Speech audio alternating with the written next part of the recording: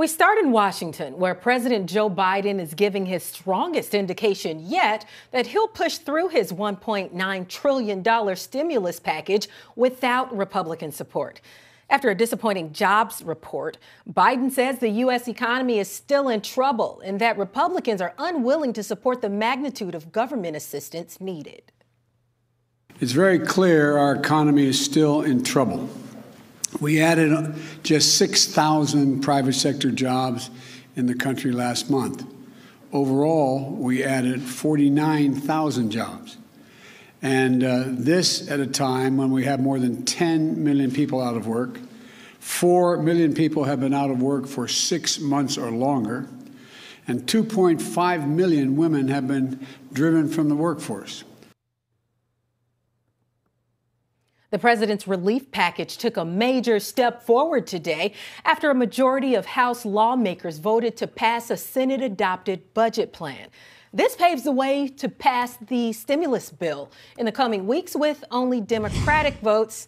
And for more, let's bring in Bloomberg's Anna Edgerton. Anna, thank you for being here. And let's start off by explaining exactly what happened here. This resolution does not go to Biden for his signature immediately. So what does this initial step propose?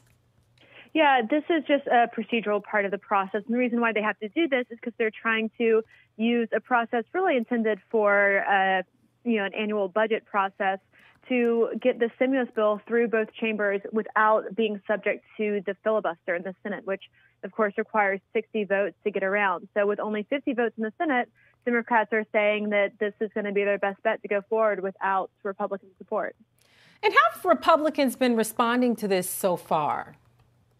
You know, the centrist Republicans that we've heard from have just kind of expressed disappointment. I think there were some hopes that Biden would put a little bit more effort into bipartisan talks, but it kind of seemed to be a little bit more than, kind of symbolic outreach. Didn't really spend too much time on it.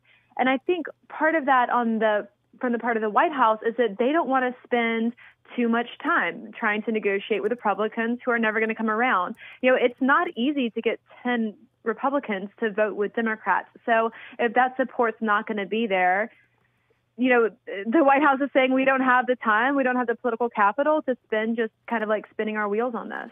Anna, you're absolutely right. Earlier this week, the president said he won't wait forever on Republicans. The biggest stories the moment they happen from around the globe. Subscribe to Bloomberg Quick Take now for insight in an instant.